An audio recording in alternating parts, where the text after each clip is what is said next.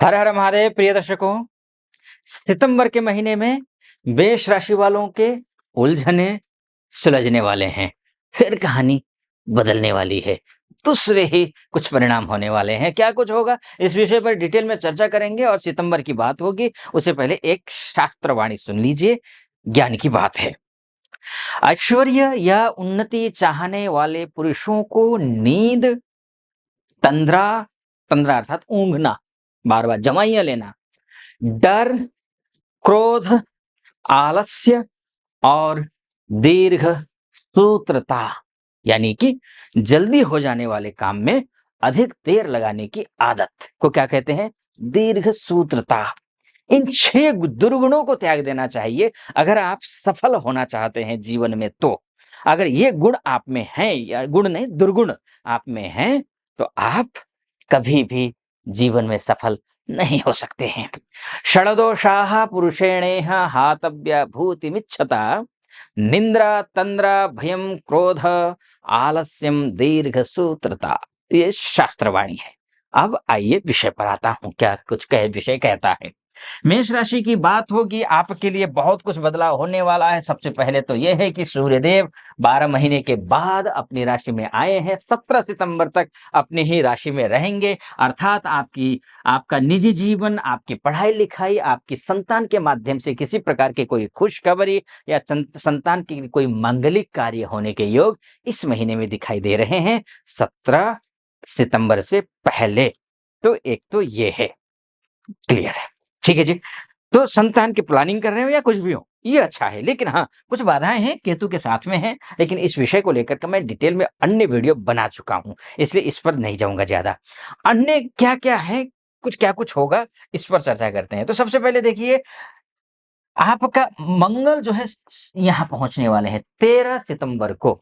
मंगल यहाँ पहुंचने का मतलब क्या है? आपके राशि के स्वामी है मंगल।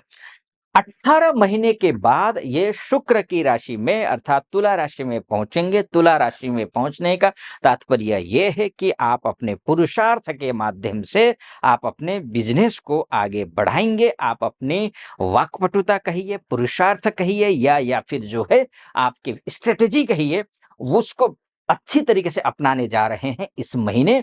और अपना करके आप बिजनेस में कोई बड़ा डील करने जा रहे हैं। या फिर दाम्पत्य जीवन में किसी प्रकार का कोई कलह है, तो उस कलह से मुक्त होने के लिए प्रयास अधिक करना पड़ेगा। अन्यथा ये मंगल यहाँ जाएगा तो ये मंगल उग्र ग्रह है। ये इसको क्रूर ग्रह कहते हैं। यह अग्नि तत्व का ग्रह है। दाम्पत्य जीवन एक सॉफ्ट होता है। दाम्पत्य जीवन में एक पति पत्नी के बीच में रिश्ते अच्छे या विश्वास होना चाहिए। उस विश्वास के जो धागा है, वो जो डोर है, उसको तोड़ने का काम करता है। ये डिस्ट्रॉयर होता है, ये तोड़ने वाला होता है। तो आपको ध्यान रखना है। बस यहाँ पर एक बात ध्यान रहे कि आपके दाम्पत्य जीवन में किसी भी प्रकार की कोई कटुता ना आ पाए, ये आपको ध्यान रखना है। इस महीने शुभता लाने की कोशिश कीजिए, शुभ होगा। उसके साथ साथ में पार्टनर के साथ में भी मतभेद हो सकते हैं। उसके कारण आप स्वयं भी हो सकते हैं, क्योंकि आप जरूरत से ज्यादा एग्रेसिव होंगे, जरूरत से ज्यादा जो है ना अपेक्षा रखेंगे।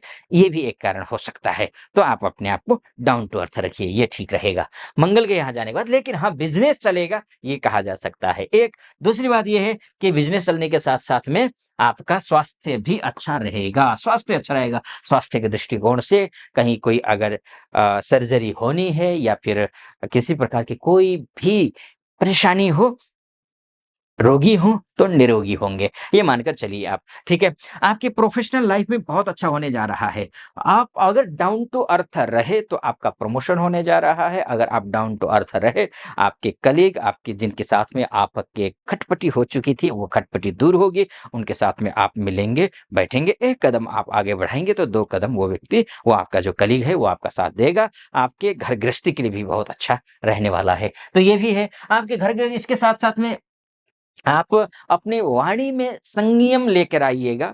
संयम लेकर के आना है, ये आपको ध्यान रखना है।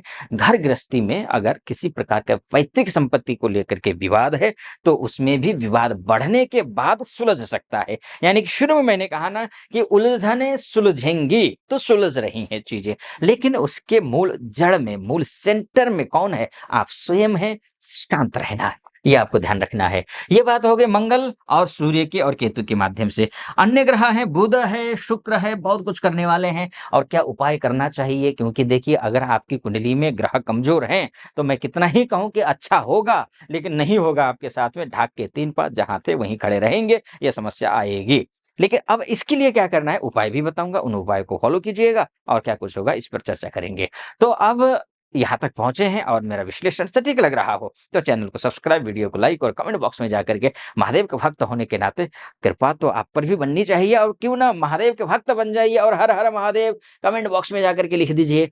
तो लिख दीजिएगा। चलिए आइए फिर से विषय पर लौट करके आता हूँ। ठीक है जी, ये हो गया। अब आपका मंगल की बात हो गई, बुध की बात कर लेते हैं। बुध बुध आपके लिए क्या है? देखिए, ऋण का, रोग का, आपके शत्रु का ग्रह कौन है? ये बुध है।